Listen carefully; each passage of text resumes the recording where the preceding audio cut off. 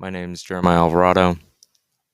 My family's worked in the Eureka Springs area most of my life. My mom was the graphic designer for the Lovely County Citizen back when it was started by Mary Pat Boyan, Bill King, and John Rankin.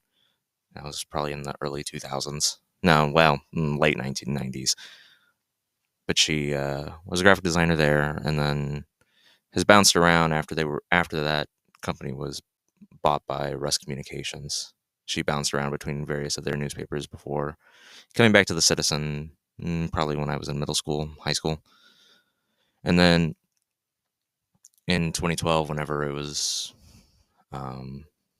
herself, Mary Pat, and another writer by the name of Sherry White, Mary Pat at the time was the editor, decided to make their own newspaper here in Eureka, called the Eureka Springs Independent, kind of in response to uh, corporate stuff, I guess would be the way to put it.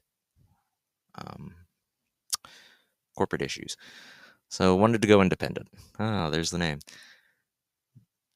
And that was where I got my first job. I worked as the janitor when I was 14. I cleaned the office once a week for $20. And so it was good video game money. And then after that, I started taking over rewriting media PRs, press releases that Sherry White would get. So started taking over a little bit of that before eventually doing photography and then eventually city meetings. The actual schedule of working as a reporter is tough. You end up living your life around the schedules of a whole bunch of other people. Because of the way that city meetings get scheduled. If someone's not available, they can change it to any other day. You really sometimes only have an hour or two of notice when a meeting is going to be held. So you end up having to pretty often be ready to go at any time.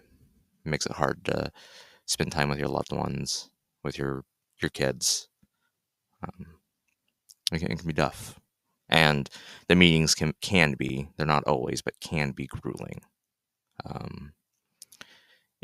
I cover Parks Department, the City Advertising Promotion Commission, City Council for Eureka Springs, and then I also cover Holiday Island Council and the Planning Commission.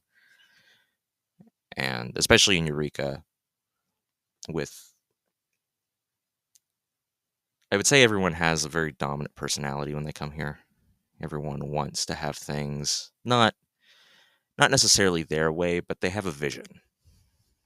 And those visions clash a lot at those meetings, whether it's through the public comments or through the commissioners themselves. They have a way of turning what could be a 5 or 10-minute discussion into several hours. And you're just sitting there going, oh my God, please get me out of this cold ass auditorium.